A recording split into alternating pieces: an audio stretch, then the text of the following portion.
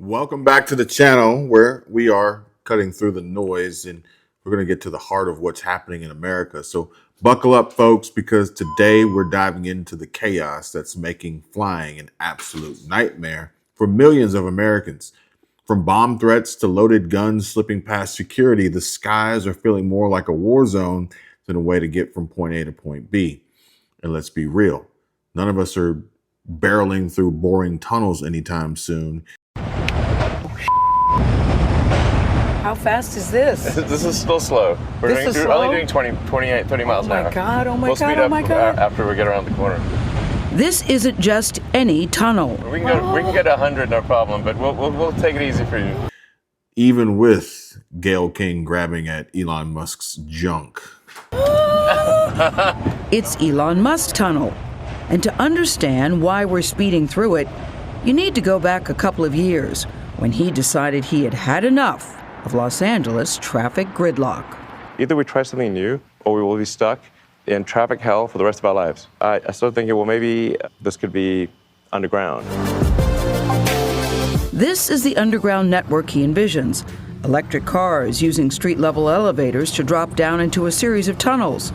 Autonomous technology in the cars ensure that they don't run into each other, despite going speeds over 125 miles an hour. Tunnels are, in my view, the only solution to urban congestion because we have a 2D road network and we have buildings in 3D. And everyone wants to pile out of those buildings and into those buildings at the same time.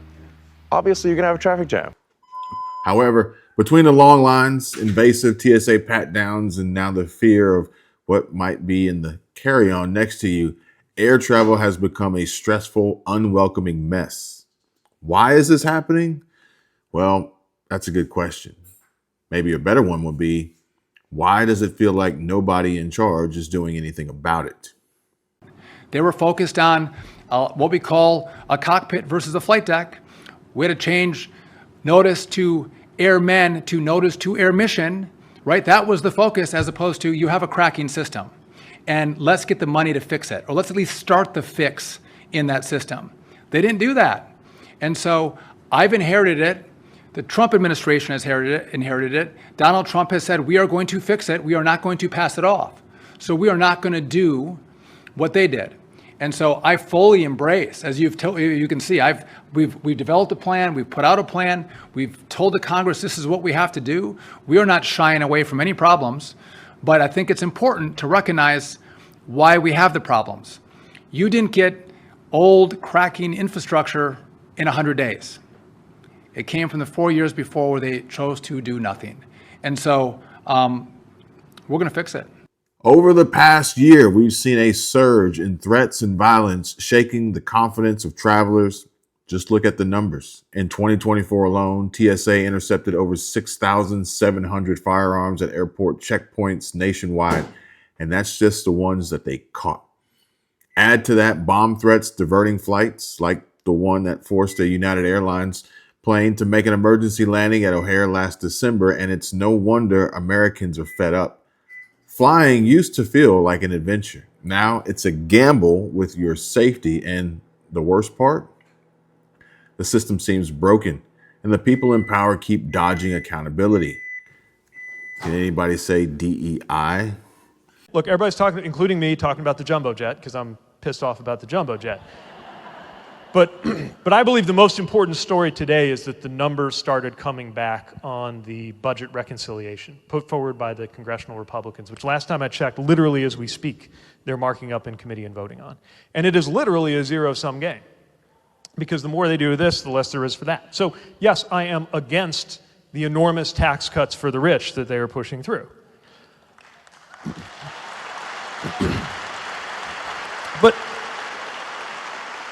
But part of why we're against that is we're for taking those dollars and using them to make sure that nobody in this country, no child in this country goes without health insurance. To make sure that no child in this country goes hungry.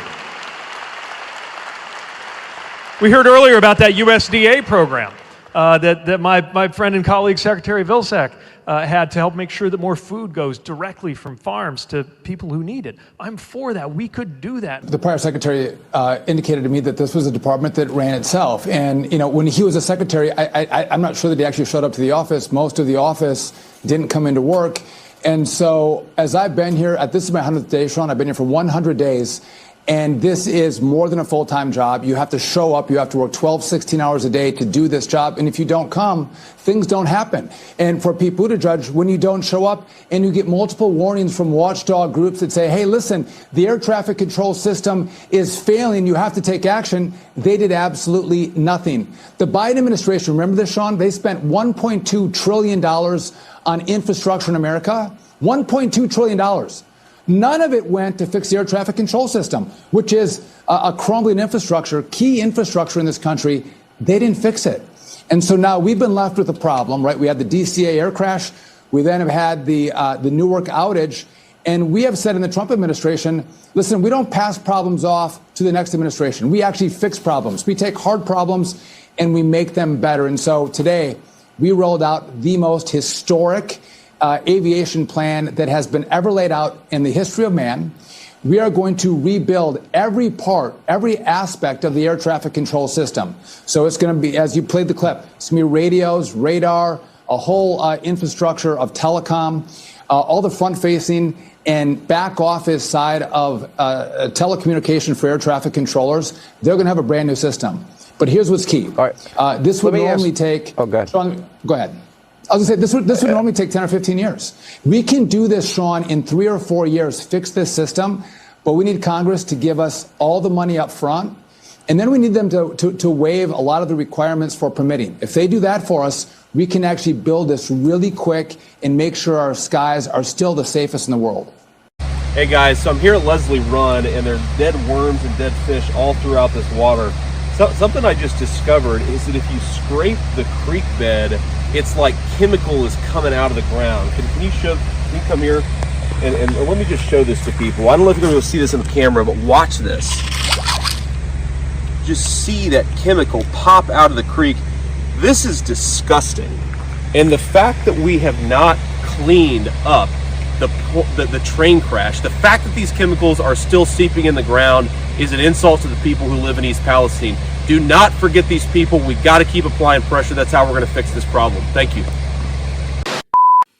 Which brings us to a jaw-dropping story breaking today, posted by the one and only Dom Lucre, breaker of narratives. Chicago police just released body cam footage of a man, Besnik Ismajlaj, maybe, dragged off a United Airlines flight at O'Hare International Airport. Why? Well, because he somehow got a loaded Glock 9mm past TSA security and onto the plane. How you doing? Can we talk to you for a second? Where's your backpack? Where's your backpack? Oh, right here. Oh, I'll get it. Just go. Okay, just stay there for a second.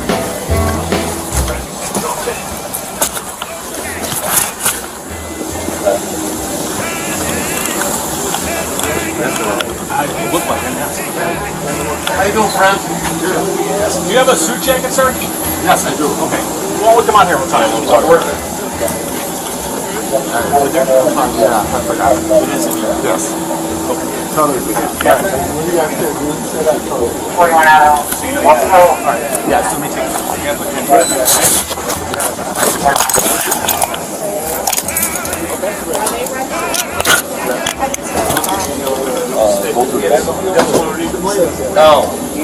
Actually up there.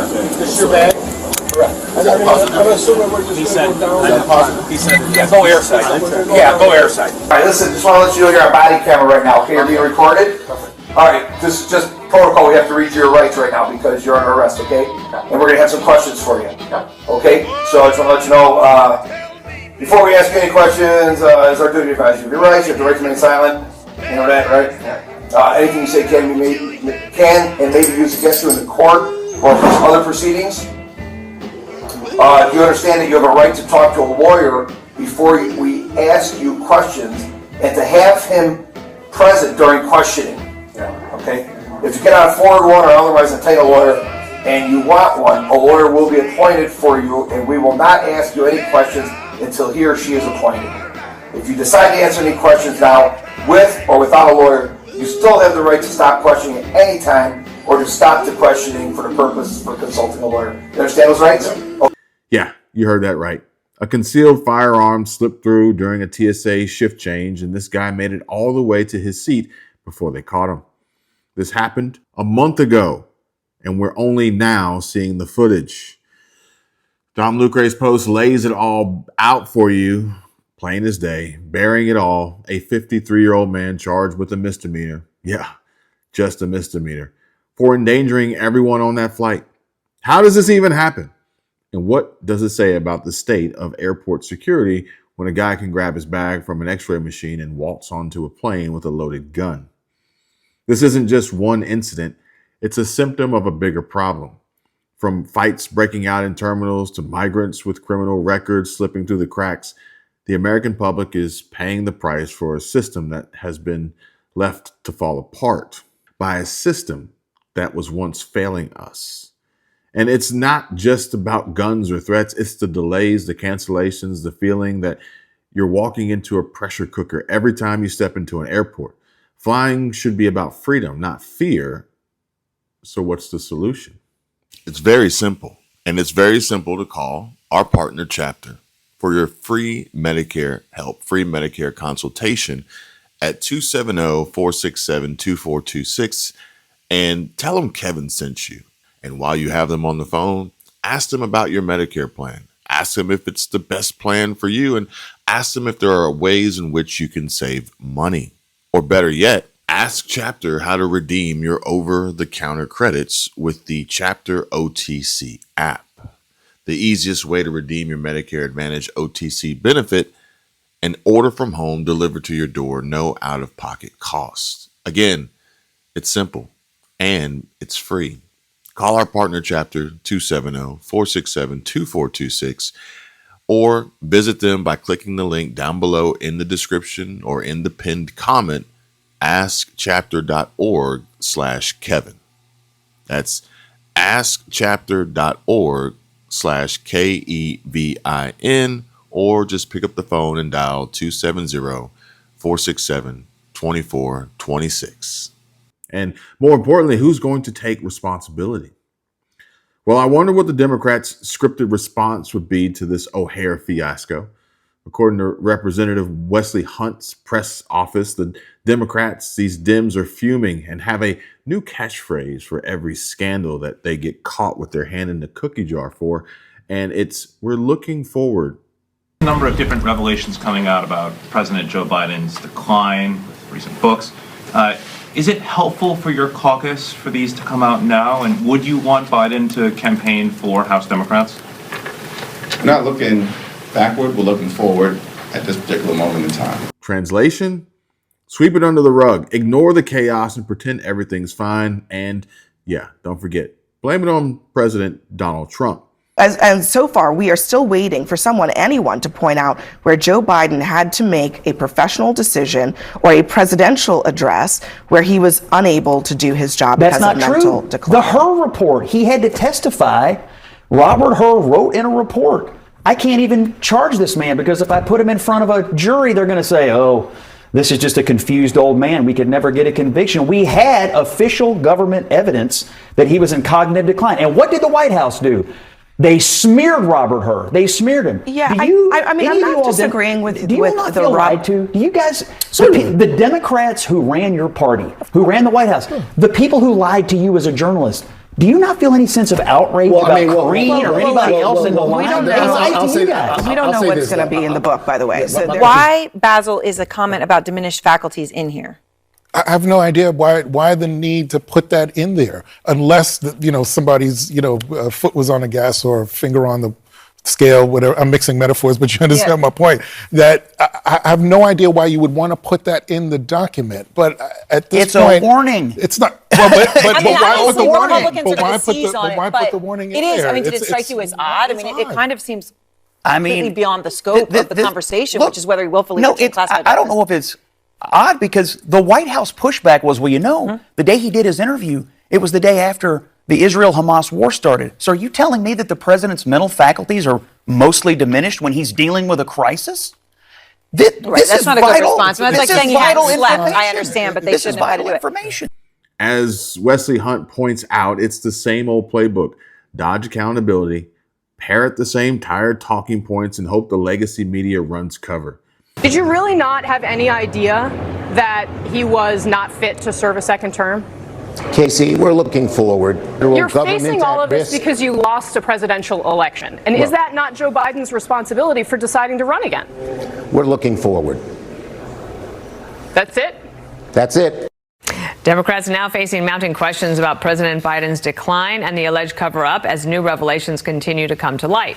Whether it's Joe Biden's cognitive decline or, get this, the Biden administration's alleged scheme to hide $20 billion in gold bars from Fort Knox and banks beyond government oversight.